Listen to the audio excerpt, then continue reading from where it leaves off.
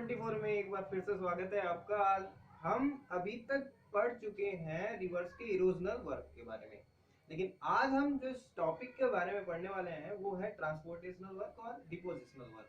River का ट्रांसपोर्टेशनल work और depositional work. तो चलिए शुरू करते हैं। हमारा जो फर्स्ट जो टॉपिक है वो है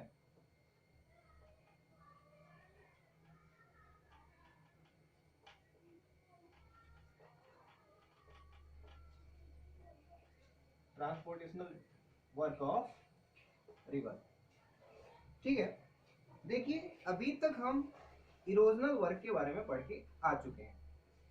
अब रिवर का ट्रांसपोर्टेशनल वर्क जो है वो किस प्रकार से ट्रांसपोर्ट करती है अपने जो लोड है उसके बारे में हम जानेंगे इस टॉपिक में। रिवर का जो ट्रांसपोर्टेशनल पावर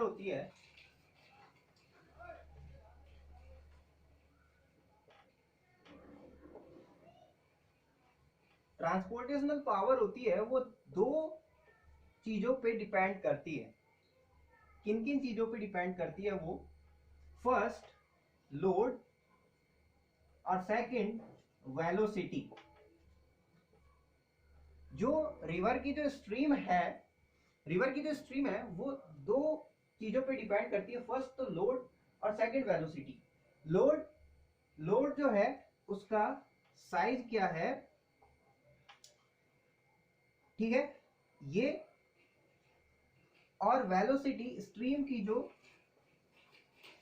वेलोसिटी है वो क्या है, ठीक है। ये डिपेंड ये निर्धारित करेंगी रिवर का ट्रांसपोर्टेशनल पावर, स्ट्रीम का ट्रांसपोर्टेशनल पावर। अब जो वेलोसिटी जो है, ये स्ट्रीम की वेलोसिटी है वो किस पर डिपेंड करती है? देखिए रिवर की वेलोसिटी जो है ये डिपेंड करती है ग्रेडियंट, चैनल का जो ग्रेडियंट है वो क्या है।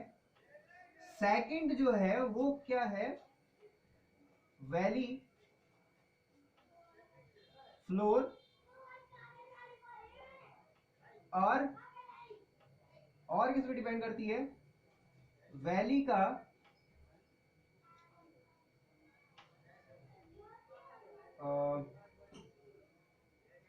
वैली फ्लोर, और तीसरी चीज होती है साइनोसिटी ऑफ स्ट्रीम कोर्स, ठीक है, साइनोसिटी ऑफ स्ट्रीम। तो ये तीन चीजें जो हैं ये रिवर की वेलोसिटी को निर्धारित करती है, और लोड और वेलोसिटी ये निर्धारित करेंगे ट्रांसपोर्टेशनल पावर को, रिवर के ट्रांसपोर्टेशनल पावर को निर्धारित करते हैं। और रिवर का जो जब स्ट्रीम जब चलती है तो अपने साथ कई लोड को लेके चलती है, और जो लोड को लेके चलती है इस समय उसके द्वारा किसी भी प्रकार का लैंडफॉर्म क्रिएशन नहीं होता है। लैंडफॉर्म क्रिएशन दो टाइम पे ही होगा। इरोजन जब होगा और जब डिपोजिशन होगा। रिवर डिपोजिशन करेगी, और जब इरोजन होता है रिवर द्वारा किसी भी लैंडफॉर्म का तो बनते हैं लैंडफॉर्म। यहां पे जी के गिलबर्ट एक जियोमॉर्फोलिस्ट हुए थे, साइंटिस्ट हुए थे। मैं इसको मिटा देता हूं और जी के गिलबर्ट का ट्रांसपोर्टेशनल पावर का फॉर्मूला देखते हैं। जी के गिलबर्ट जो थे, जी के गिलबर्ट ने एक फॉर्मूला दिया था। जी के गिलबर्ट ने फॉर्मूला यानी कि एक रिलेशन दिया था। इन्होंने बोला था ट्रांसपोर्टेशनल पावर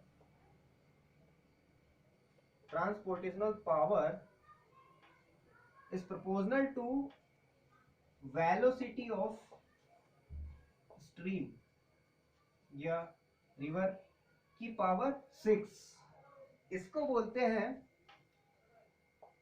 गिलबर्ट्स 6 पावर रूल। ठीक है, तो रिवर का transportational power is proportional to velocity of stream की पावर 6। गिलबर्ट 6 पावर रूल कहते हैं इसको। अब जो रिवर है अपने जो लोड है इसको 4 टाइप से लेके चलती है। ठीक है, कैसे? ट्रैक्शन,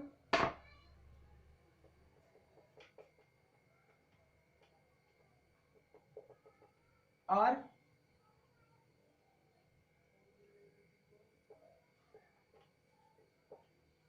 साल्टेशन,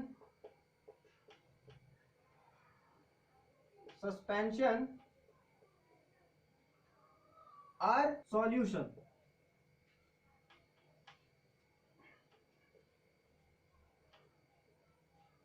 ओके, तो traction, saltation, suspension and solution, 4 प्रकार से ये ट्रांसपोर्टेशनल वर्क होता है।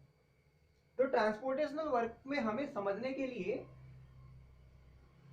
ज्यादा कुछ है नहीं, ट्रांसपोर्टेशन बस इतना ही है समझने का ट्रांसपोर्टेशनल वर्क का। गिलबर्ट फॉर्मूला हो गया, और ट्रांसपोर्टेशनल पावर क्या होती है, किस पे डिपेंड करती है, और इसके बाद हम आ जाते हैं हमारा डिपोजिशनल वर्क। डिपोजिशनल वर्क में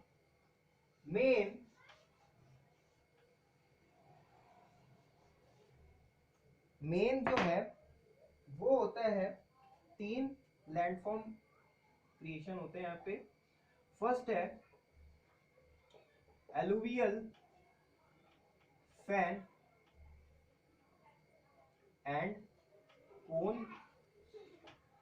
सेकंड जो है वो है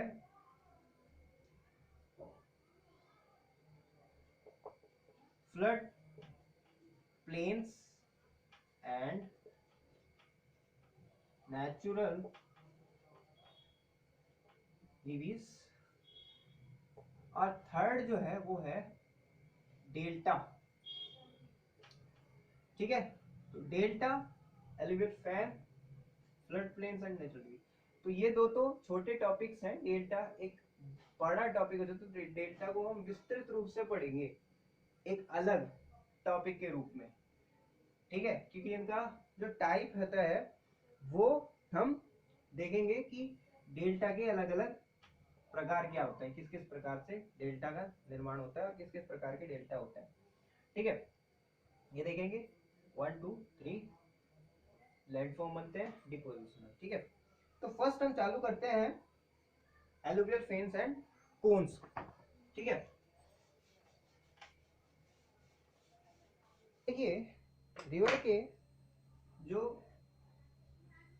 डिपोजिशनल वर्क है उसमें सबसे पहला जो आता है वो है एलुवियल फैन्स एंड कोन्स, जिसे हिंदी में कहते हैं हम जलोढ़, पंख या कोन्स, जलोढ़, शंकु। ये होते क्या है?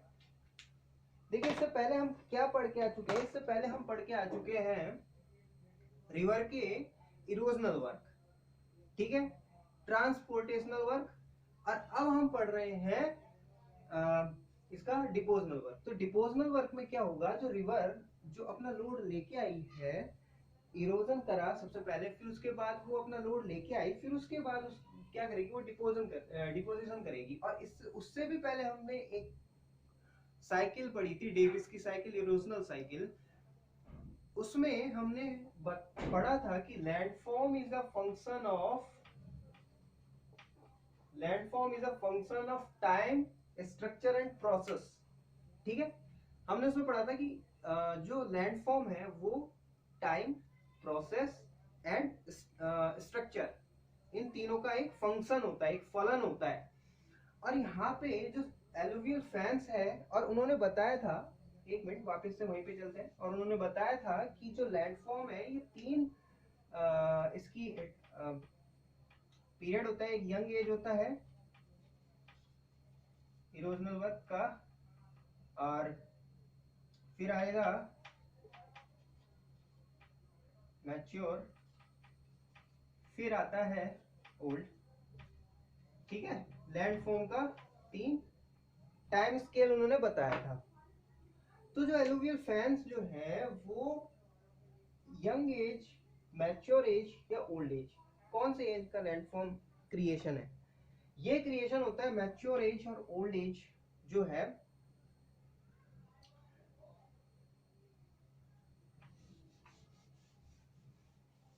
इसके बीच का टाइम पीरियड होता है। ठीक है, यंग एज में तो हमने पढ़ा क्या होता है, इरोजन होता है। फिर इसके बाद जो इसका प्रौढ़ावस्था होती है, ठीक है, उस स्थिति में, और ओल्ड एज में उसके बीच का एक पीरियड होता है। क्या होता है कि जैसे ये चट्टानी रीजन है, ये माउंटेनियस रीजन है, यहां से क्या हुआ, ये रिवर है, ये रिवर चली और रिवर आ रही है अपने हाई पीक से और नीचे की तरफ आ रही है प्लेन्स की तरफ। अब जैसे ही प्लेन्स की तरफ आती है तो जहां ये माउंटेन खत्म होता है, ठीक है, जिधर की तरफ ये माउंटेन खत्म हो रहा है, यहां से ये अपने साथ जितना भी लोड लेके आई है, जितने भी पेबल्स, बोल्डर्स और जितने भी ये अपने हैवी लोड लेके आई है, इसको क्या करेगी, यहाँ पे जमा कर देगी। चट्टान जो है, जो ये माउंटेन है, ये रॉक है, इसके तुरंत नीचे जमा कर देगी और एक चाप नुमा, एक कर्व नुमा क्या बन जाएगा, एक जो जमा करती गई रिवर, ऐसी एक स्ट्रक्चर बन जाता है। ठीक है, कैसा, यहाँ पे पत्थर है, यहाँ पे इसका जो लोड लेके आई है, ये लोड जमा होता गया यहाँ पे। ठीक है, तो ये लोड जमा होता जाता है, इसको ही कहते हैं जलोढ़ पंख, alluvial fans and alluvial cones. क्या होते हैं एलुवियल कोन्स, क्या होते हैं, क्वेश्चन ये बनता है। अब देखिए कि जो रिवर अपना लोड लेके आ रही है यहाँ नीचे की तरफ, ये लोड जब ये जो रॉक है ये सीधी है, अब ये रॉक इसके सहारे इस प्रकार से ये जो लोड है इकट्ठा होता जाता है। तो मान के चलिए, ये मानिए ये कोई क्या है, रॉक है, और इस प्रकार से ये लोड क्या हो गया, इस माउंटेन के सहारे जमा हो गया। तो ये क्या है, ये कोन नुमा एक स्ट्रक्चर बन जाएगा। क्यों कोन नुमा क्यों बन जाएगा, क्योंकि यहाँ क्या है, कर्व है ना, यहाँ क्या है, कर्व। तो इस प्रकार से गोलाई में ये जमा होएगा, तो ये क्या बन जाएगा, एलुवियल कोन। तो ये होता है alluvial fans and alluvial cones. ठीक है, सेकंड जो हमारा लैंडफॉर्म है वो है flood plain and natural levees. Natural levees क्या होती हैं, देखिए एक तरह का एम्बार्कमेंट होता है, यानी कि जब स्ट्रीम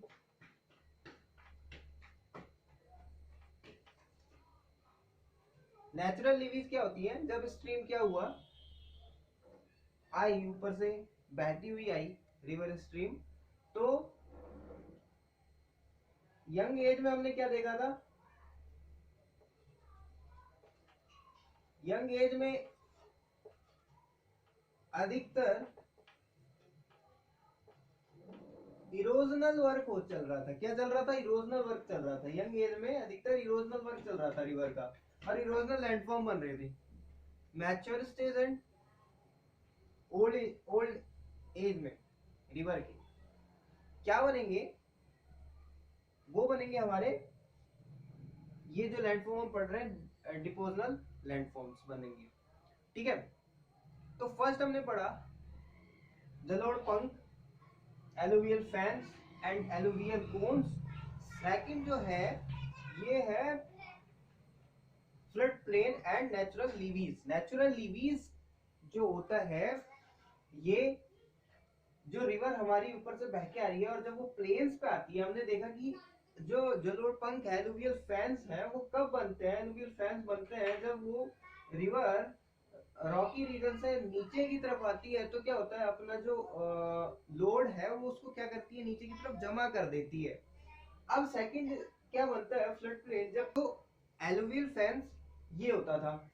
अब क्या होता था, अब क्या होता है, फ्लड प्लेन जब रिवर ऊपर से आती हुई नीचे प्लेन्स पे उतरती है, तो क्या होता है, अपना जो लोड है उसको लेके आगे बढ़ती है।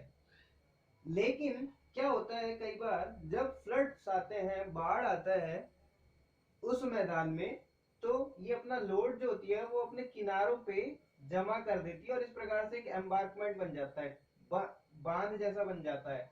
ठीक है, इसे कहते हैं तटबंध, नेचुरल लीवीज।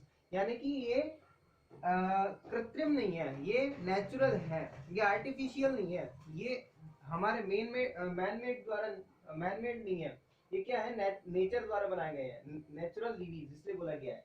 ये एम्बार्कमेंट क्या है, नेचर द्वारा बनाया गया है। कब बनाया गया है, जब जो रिवर है इसका फ्लो, ये अपना जो फ्लो ज्यादा हो जाता है, जब बाढ़ आती है, फ्लड आते हैं, तो क्या आता है, ये अपना ये रिवर फैल जाती है और अपना जो लोड है वो अपने किनारों पे जमा कर देती है। ठीक है, तो ये इस प्रकार से एम्बार्कमेंट बन जाता है। ये जो है इसको ही बोलते हैं नेचुरल लीवी। अब फ्लड प्लेन क्या होता है, ये जो प्लेन है, ये जिन मैदानों पे ये जो बाढ़ के मैदान होते हैं, इन्हें क्या कहते हैं, फ्लड प्लेन। तो इस प्रकार से हमारा सेकंड होता है flood plain and natural levees. ठीक है, तो ये सेकंड हुआ हमारा लैंडफॉर्म, डिपोजिशनल लैंडफॉर्म, ये हो गया हमारा flood plain and natural levees. Third जो हमारा होता है वो होता है डेल्टा। तीसरा हमारा जो लैंडफॉर्म क्रिएशन है, डिपोजिशनल लैंडफॉर्म रिवर द्वारा बनाया गया, वो है डेल्टा। ठीक है, डेल्टा, डेल्टा क्या होते हैं, ये सबसे लास्ट स्टेज है रिवर की। रिवर अपने पीक से चली थी, ठीक है, इरोजनल लैंडफॉर्म बने थे, इरोजनल लैंडफॉर्म के बाद ट्रांसपोर्टेशनल वर्क हुआ रिवर का ट्रांसपोर्टेशनल वर्क के बाद क्या हुआ, डिपोजिशनल वर्क हुआ, और उसमें बने सबसे पहला एलुवियल फैंस या एलुवियल कोन्स। सेकंड जो बना वो था क्या, नेचुरल लिवीज और फ्लड प्लेन। तीसरी जो चीज है, जब रिवर, मान लीजिए रिवर बहते हुए यहां तक आ गई है, और यहाँ पे क्या है, सी है। ठीक है, यहाँ पे जब वो मिलती है, अपना जो बेसिन है अपनी ट्रिब्यूटरीज के साथ आती हुई, यहां जब आती है, ठीक है, अपनी ट्रिब्यूटरीज के साथ यहां जब आई, ये मेन चैनल है, उसका मेन स्ट्रीम है, और यहां आके वो सी में गिरेगी। तो जब वो गिरती है तो यहाँ पे जो लैंडफॉर्म बनता है उसे कहते हैं डेल्टा। ठीक है, इसे कहते हैं डेल्टा। अब डेल्टा का एक अलग से हम टॉपिक लेंगे, इसमें हम पढ़ेंगे डेल्टा की क्लासिफिकेशन, डेल्टा का ओरिजिन, और इंडियन रिवर के डेल्टा के बारे में। तो इसको हम एक अलग से टॉपिक लेंगे, पूरा बहुत बड़ा टॉपिक हो जाएगा।